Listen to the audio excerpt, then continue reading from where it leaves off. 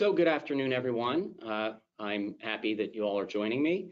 I'm here today to talk about ways to maximize your trademark assets. I put together a little bit of a presentation, and hopefully at the end of it, you'll have a sense of where some of the pitfalls are and some of the opportunities, and just have a better sense overall on how you can make the most of your trademarks. My name is Ben Segal. I'm a senior attorney here at McMurray & Schuster. Trademarks are within one of the things that I focus on. Before we begin, there's a disclaimer. I just have to let everyone know that I'm not giving any specific legal advice. I guess I'll read the disclaimer for you, but the materials in this presentation are provided for informational purposes only. They don't constitute legal advice, or any transmission of information is not intended to create, and the receipt thereof does not create an attorney-client relationship. Every situation is different, and you should not act or rely on any information contained in this presentation without seeking the advice of an attorney. So, if I were to break it down, our agenda today, we're going to deal with first explaining what trademarks are. This is, I'm guessing, a little bit more of a sophisticated audience, so I'm not going to spend as much time on that as I might in an introductory webinar. Then we're going to move on to something else that's a little bit obligatory, but that is the things that registration provides. From there, we're going to get kind of into the two things that are the meat, which are how to select strong marks. And then we're going to talk about how to police and develop marks, which is intended to make them stronger or keep them strong once you have them. And then we'll run through some of the benefits, of the courses of action I'm outlining in the conclusion. So first, what are trademarks? And I should start by mentioning they're not copyrights. We won't get into that in depth, but they are different, even though some things can be both copyright eligible as well as trademark eligible, but they do serve different purposes. Basically, trademarks are source identifiers. Just about anything that can serve as a source identifier for a consumer about who it is that's providing certain goods and services can be a trademark. And trademarks serve two primary purposes. One, they allow consumers to identify the source of goods or services in the marketplace. And two, they protect, reward, and encourage a merchant to build his reputation or her reputation and goodwill for their products and services by associating those products and services with an identifiable mark. But it's central to understanding the legal concepts that underpin trademark laws and policies, in particular to understand that first purpose. It's primarily, and not exclusively, but primarily, it's intended to protect consumers so that they can identify the source of goods.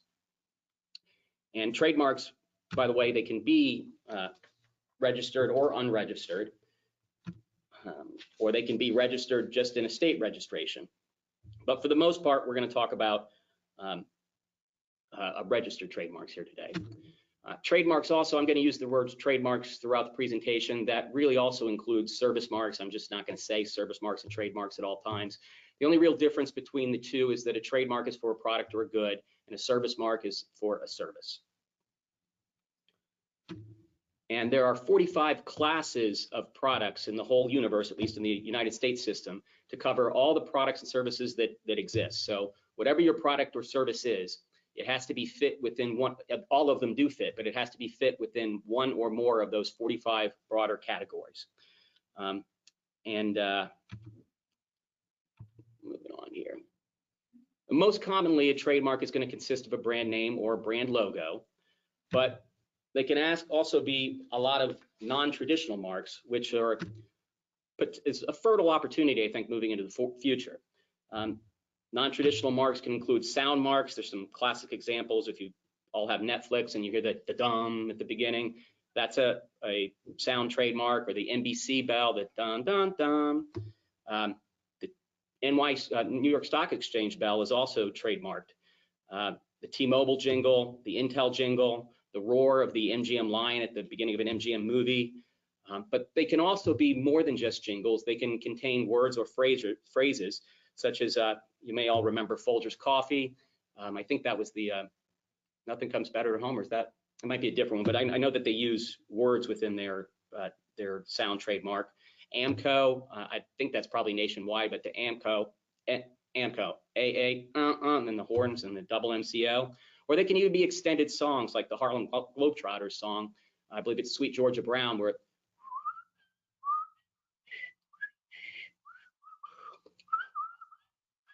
And that goes on for several minutes actually in their registered mark. Another example of non-traditional trademarks includes trademarking colors themselves. Now, in order to trademark a color, you're not going to be able to just start off with a color. It has to have acquired distinctiveness associated with your brand. But some examples of that are the Home Depot orange, the Tiffany blue that comes on their boxes, Owens Corning pink, T-Mobile's magenta. Probably the most famous one is UPS brown. Another form of non-traditional trademarks are packaging. Again, the Tiffany box, Campbell's soup cans, the Heinz ketchup bottle, the Coca-Cola bottle. Those are probably some of the more renowned. It could also be the color or shape of a product itself. This is another example similar to color where it's never inherently distinctive. So it's going to have to have acquired distinctiveness in the marketplace, meaning that consumers, in their heads are already associating that shape of that product. And it also is going to have to be something that's not functional. Can't serve a functional purpose with the product. But if it has reached a point where it's identifiable as a source in consumers' minds, then it can be registered as a trademark. Scent has sometimes been registered as a trademark. It's not as common, but just to sort of show the range, the Verizon store flowery musk scent that they use inside of their stores. There's a classic example of a ukulele company that uses a pina colada scent, and Play-Doh has trademarked its scent. Again, in each of these instances, the scent is going to have to be something that isn't functional, though. The only function it can serve is to help a consumer identify the product. It can't be part of what the essence of the product is trying to achieve in and of itself. Motion can be trademarked. An example is like the Lamborghini door, the way it opens in a scissor fashion. Let's see. Pictures obviously can be trademarked. Additionally, textures can be trademarked. People have tried to trademark taste. They've been unsuccessful so far. I think this raises some interesting questions, though, about what the future of trademarks will be. I think in the internet connected age, there's an opportunity for the growth of non-traditional marks. For example, there's the possibility of maybe appliances that make unique sounds to identify their brands when they're done. I could imagine something like a Whirlpool washing machine making a distinct chime when your laundry was done, or a Mr. Coffee maker, that makes its little announcement when your coffee brewing is complete, that is such that it's become distinctive. Or maybe the way that we even interact with some technology in the future, such as the Hey Google, or or it's OK Google rather, and Hey Alexa. And then potentially even the way that we interact perhaps with like motion gestures, if they're not entirely functional, but instead are brand identifiers. That's a potential down the road as well. And I think it's worth mentioning just that these non-traditional marks do bring a great deal of potential. It's a fertile real estate in the future. Let's see, moving on here. So as I mentioned before, even without registering, you can still have some trademark rights, but federal registration with the United States Patent and Trademark Office has a lot of benefits. Registration, first of all, it gives you nationwide priority to preempt any subsequent users of the mark or confusingly similar marks if they're within the same goods category or same type of goods as what you're selling or services that you're selling. If you don't register, therefore, the corollary is that you might end up being limited in your geographic scope to parts of the country where you had established an active business with the mark already. And so if you plan on expanding, you could end up getting hemmed in, which is obviously not good. And also, if you intend to use the mark in the future but haven't started using it, you can still register and still get the benefit of that nationwide priority, assuming your mark ultimately does go through. You get protection against counterfeit products and importation of products with infringing marks because you're able to communicate with the Customs and Border Protection Service to block those goods from coming into the country, or to block those goods if they come into the country. You also have the benefit of discouraging others from trying to use confusingly similar marks to begin with, assuming that they intend to be good actors, because your mark will be easy to find when it's registered. And so honest competitors are going to want to just avoid your mark to sidestep any problems before they begin. It also creates a useful legal presumption that your ownership of the mark is valid and exclusive for the goods and services that are part of your registration, which helps to streamline things for you in court, as well as convincing people to stop using your mark if you have to send out cease and desist letters or threaten litigation in order to not have to go to court to do it. After 5 years, your mark gets what's called incontestable status, which can strengthen certain of the legal presumptions that you get from registration even more than you get initially from the registration. Gives you the right to use the R with the circle around it, and what that stands for is a registered mark, whether it be a trademark or service mark. If you look to the right of the presentation here, you see underneath the R, I've got TM and SM. If you don't have a registered mark, you can still use a TM or an SM, and if you see that, what it essentially means, or should mean if people are obeying the law, is that they are claiming it as a trademark or service mark, but that it's not registered. The registered mark, lets the market know that you are willing to enforce your mark and that you take it seriously. It also opens the potential for an award of attorney's fees, or I shouldn't say it opens, it strengthens your argument for award of attorney's fees for intentional infringement. It allows for treble damages when you're dealing with counterfeit goods that come into the country. It allows for statutory damages for counterfeit goods so that you don't have to show actual damages. And I think this one's very important. You don't necessarily hear it as often. It's not a legal right that it gives you, but it bolsters the value of your trademark as an asset of your business. So moving on to why we want to select strong marks, why it's so important. So the key is that the stronger your mark, the greater your scope of protection against what other marks out there would constitute infringement of your mark.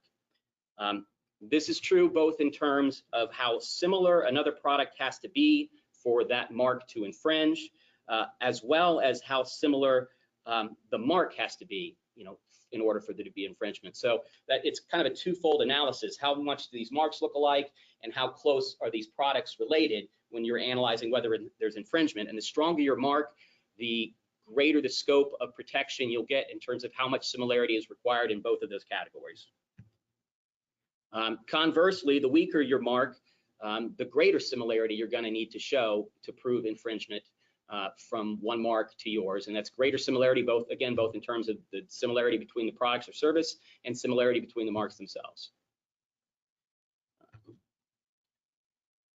So this is maybe the meat of the presentation, is to understand why stronger marks give you greater protection.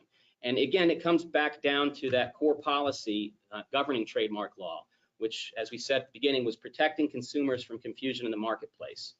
The core issue in determining whether the scope of protection of a mark has been violated, i.e., the scope of protection being analogous to its strength, is whether another's use creates what's called a likelihood of confusion. And we're going to hear that term, likelihood of confusion, a lot. So the stronger, and this is a way that I think about it, and I think it's helpful. This isn't coming from a legal treatise, but I think it'll help you to conceive of how it works. In essence, the stronger your mark, it's as though it gets a wider berth in the marketplace. It's as though consumers are expected to assume that, and the more likely, therefore, that the consumer is to be confused about the source of another product if it's starting to encroach into your space. So the extent to which it needs to encroach into your space is considered to be less if you've got a famous mark. An idea might be if Bubblicious started making breath mints, it's got a pretty strong mark. So you're going to think, well, if another company started making breath mints and called it Bubblicious, you're probably going to think it's from the same company as the chewing gum company because they've got a strong mark. But if Bob's Gum, had a trademark for Bob's Gum, and someone said Bob's Breath Mints, you've never heard of them. You're not necessarily going to think that they are coming from the same place. So the next aspect to help get your head wrapped around this is understanding how likelihood of confusion is determined. And if you can understand this, you really will get the nuance of what goes into trademark law, litigation, cease and desist writing, mark selection, attorney opinion letters. And depending on where your suit is filed, there are different tests based on which jurisdiction, but the most often cited one is from the Federal Circuit, which handles the most trademark matters, and it's where the United States Patent and Trademark Office reports to. And the one that they used is called the DuPont test. It contains 13 different factors, one of which is a catch-all that kind of opens the door to any number of other considerations if they happen to impact the likelihood of confusion as a practical matter. In addition to that, not all the factors are relevant in every case or given equal weight in every case, and one of the factors may control in any particular case. But just to show how broad these are, here are some of the more notable factors. One, the similarity or dissimilarity of the marks and in their entireties as to appearance, sound, connotation, and commercial impression. So how much do they seem alike altogether? Two, the similarity or dissimilarity in the nature of the goods. And I intended to underline the portion here that says as they are described in the registration, because that's going to be key. The description in your registration is an equal factor in determining whether there's a likelihood of confusion. If you say, hey, I'm registering this mark for sneakers, and someone has a very similar or the same mark for sailboats, you know, that similarity or dissimilarity in goods, they're not very similar at all when you're considering how they're described in your registration. But maybe you went on to make sailboats and are selling sailboats. If you didn't include sailboats in your description of goods in the registration, then, you know, no dice. The similarity of dissimilarity of established and likely to continue channels of trade. So where do you sell the item? The conditions under which and buyers to whom sales are made, i.e. whether it's impulse buys versus careful, sophisticated purchasing. And if you think about this, it makes sense. If you're buying something impulse at a checkout line, you're not putting as much thought into it, so it would take less similarity for you to think one thing is the other than if you're spending weeks studying and planning because it's a $30,000 or $100,000, whatever, you know, is a large purchase. You're more likely to notice, oh, wow, Smackers and Snickers are two different things. But if you're just going through the checkout line and they're both kind of brown, you're probably less likely to know. The fame of the earlier mark in time. So if it's a really famous mark, and this goes to strength, obviously, because the more you've made your mark famous, the more famous it is, the stronger it is.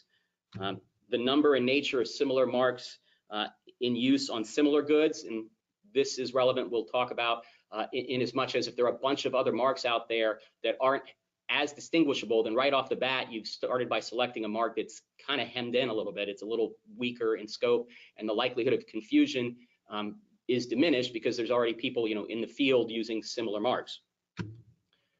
The nature and extent of any actual confusion, so surveys basically is a good way to show this. And the length of time and conditions under which there's been concurrent use without any evidence of actual confusion by consumers. The variety of goods on which a mark is used, and the extent of potential confusion if it occurs.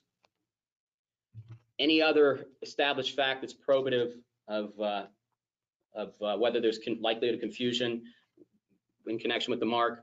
A couple others, the market interface between applicant and the owner of a prior mark, and these two come up more when it comes to the application mark or application process and trying to get registered. The extent to which an applicant has a right to exclude others from use of its marks or goods.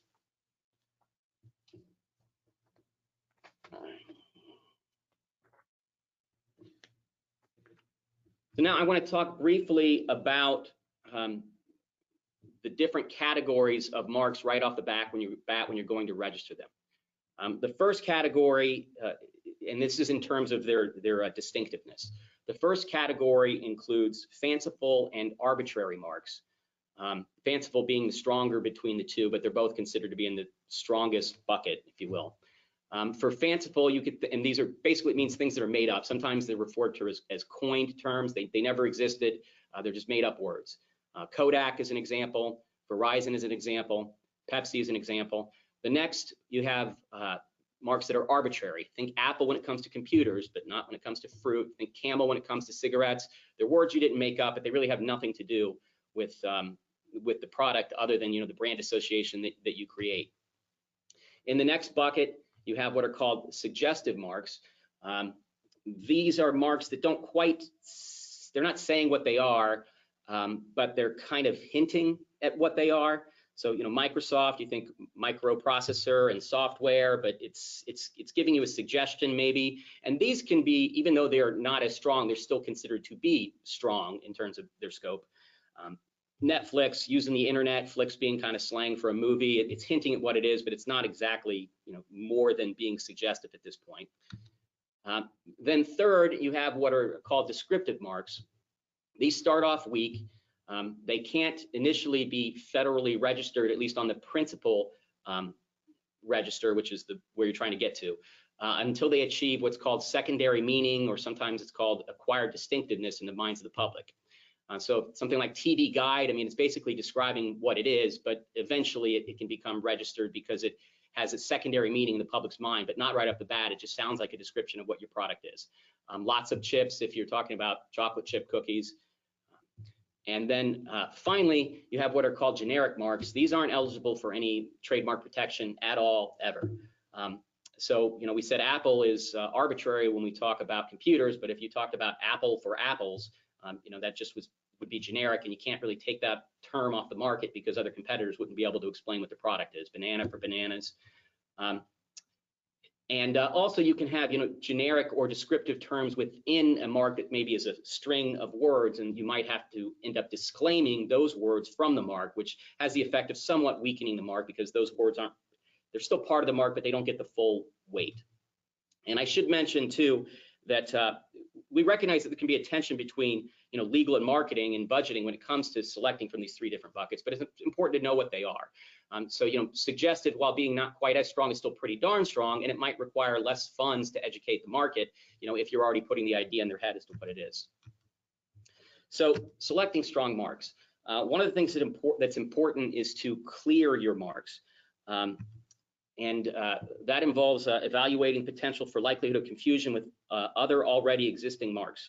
The DuPont factors go into this, and it should be mentioned that the United States Patent and Trademark Office uses these factors to reject applications if he believes that they already establish a likelihood of confusion with an existing registration. So even before litigation, they'll try and stop you if they think that you're going to fail a DuPont test. There are a couple different types of search. There's a knockout search, which is just a preliminary search. It usually involves just checking the Patent and Trademark Office database, maybe doing a quick Google search. This is just looking for identical or highly similar marks that are obvious red flags about the registration, whether it would go through. Your attorney might just perform this on his own. They're not comprehensive. But then there are also what are known as full searches. A full search is much more intense. It's provided by a third-party searching service. A couple of the big ones are Core Search, CompuMark. It's done in conjunction with legal counsel, who then review the search results and issue an opinion letter analyzing the relative risks of whether the mark will be accepted for registration or whether it conflicts with any other marks that are out there. But the attorney considers many other issues, including the likelihood of confusion, the potential that someone else might allege the mark infringes, or whether maybe you want to reach out to another mark holder in advance to try and negotiate past some conflict. If you can afford it, there's a great deal of value to doing a full search, because it allows you to see the full landscape of what's out there that might butt up against the scope of your mark and potentially diminish its strength before you commit to putting your resources into developing that potential mark. You should remember, the stronger your mark is, the greater scope of protection it will have against uses by the same or similar marks. And another thing to keep in mind too is perhaps you are in one product category, but you're considering moving into another product category in the future. The full search will allow you to see whether, hey, maybe you won't have a problem getting registration for product X today, but when you want to move into product category Y in the future, but you still wanted to use the same trademark, it'll let you know in advance that, hey, you might have a problem in the future. So the full clearance search allows your attorney to help evaluate the strength of the mark. He or she may also be able to help you tweak your mark after the full search results have come back. And this is it's just very impressive, the volume of information you get from one of these high-tier third-party search companies. The one I did most recently was over 700 pages long of just materials that they had found to consider. Let's see. Also want to discuss, I think we kind of covered this, the importance of class selection and accurate descriptions in your registration. We mentioned that there are 45 classes to cover all the different products and services that exist. Therefore, the specific description within the class that you add, you add a description beyond just naming the class. It's very, very important, and it can define the scope of whether there's going to be infringement or not. Often this is drafted, and in my opinion, ought to be drafted by an attorney in conjunction with the client to really think this through, so that you just don't jump in head first and not think about the future. We mentioned that plays into one of the DuPont factors. Yeah, so drafting that is really crucial because it affects the confusingly similar analysis.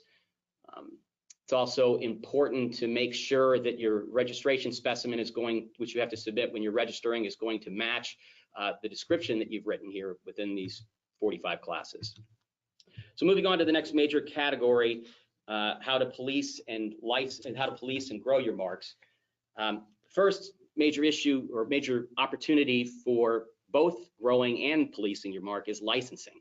And key to licensing is making sure that you have quality control procedures in place. If you've got good quality control procedures in place, it adds to the strength and value of your mark because it will strengthen the association consumers have that your mark means a certain quality. And that doesn't even have to necessarily mean great quality, but it means an identifiable quality. It's important here that you have specifications and standards both in your licensing agreements as well as that you're enforcing those standards, because if you reach a point where you are not implementing quality control and you don't have standards, you can find yourself in a situation where other competitors can say you're just doing what's called naked licensing. And if you're doing naked licensing, you can have your mark canceled by the United States Patent and Trademark Office. And the rationale, it makes sense because, again, going back to the core principle, if consumers are identifying your mark as meaning a source, but you're just licensing it willy-nilly to anybody who will pay you to use the license, and the products are of completely differing quality, they're inconsistent, there's no value to the consumer in that mark. It's almost like a fraud on the consumer in a way, and they can determine at that point now that you've basically forfeited your right to claim the trademark rights. Similar to that is something called an assignment in gross.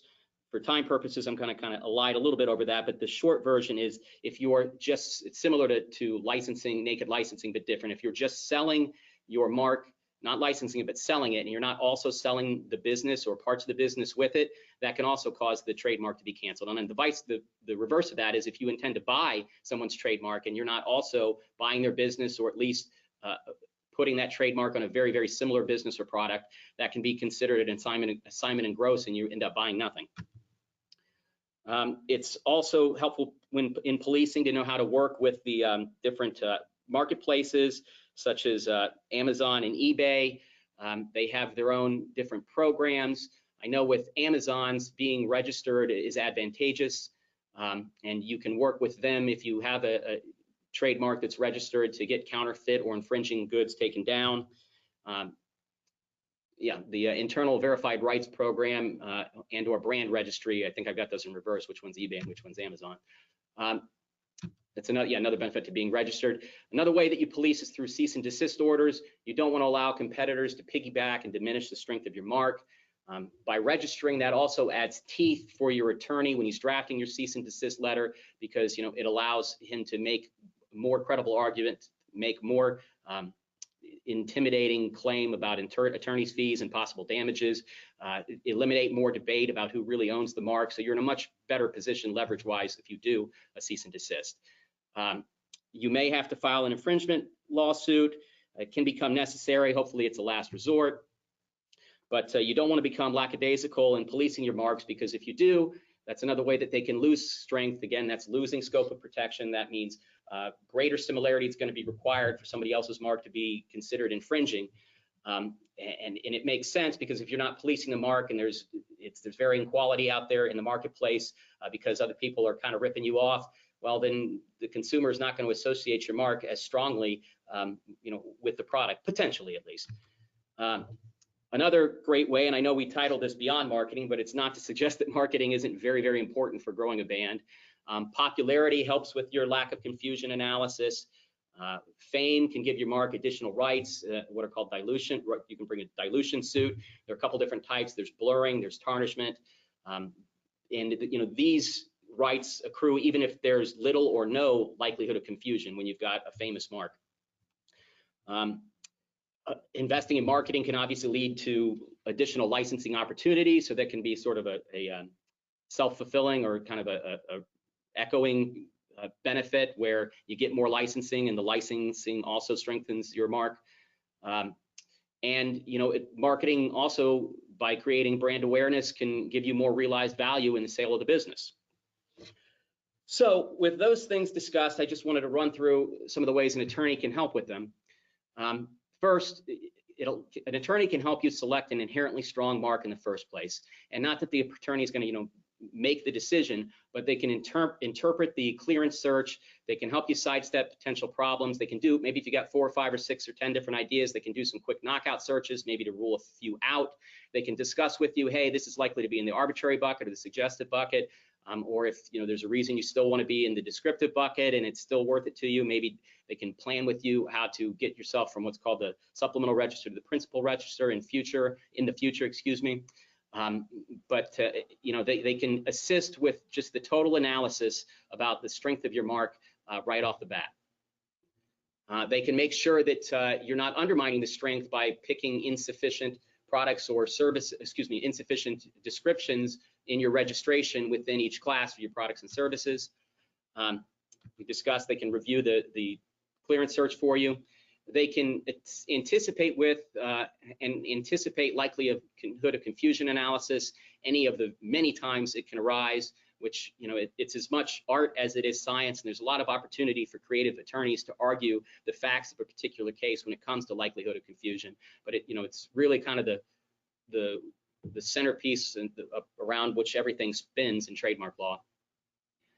It's here at the bedrock. They can make sure that you're taking care of deadlines with the United States Patent and Trademark Office, because there are recurring deadlines that come up both during registration and after registration. So during registration, if you're getting communications from the United States Patent and Trademark Office, often there'll be what's called an office action, and you've got deadlines to respond to them. And you also potentially need to make some very nuanced and careful arguments. They can advise you on the best options to confront the just natural waxing and waning of the strength of a mark over time, over its life. As I mentioned, they can assist you with moving from the supplemental to the principal register. They can assure that your licensing agreements do provide for adequate quality controls, that if there's an argument down the road, you can point to avoid the idea that you've done any sort of naked licensing, or that your mark should be diminished in a likelihood of confusion analysis. They can also help to ensure that those quality controls are actually being enforced by the licensees. They can ensure that the mark is not invalidated by an unintentional assignment in gross. They can help to police the mark with credible cease and desist letters that actually spell out why your mark is being infringed, applying the correct tests rather than just making a bald assertion. They can file oppositions with the United States Patent and Trademark Office when someone else has submitted an application, if we think that that application poses a likelihood of confusion. So we just sort of head it off at the pass before the mark is even, the potentially infringing mark is even registered. They can communicate with online marketplaces to address infringement, counterfeit goods.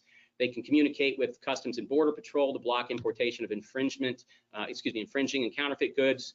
And just in general, I think that having a legally knowledgeable and engaged branding partner in your trademarks journey from conception through life can really help. And that's basically my presentation. I've enjoyed you all being with me. Thank you. If there are any questions, I believe there was some contact information. It should be up there on the screen. I'll leave it up for a moment longer. And I'd be happy to follow up with any questions that are sent in. Again, thank everyone for their time. It's been my pleasure. Goodbye.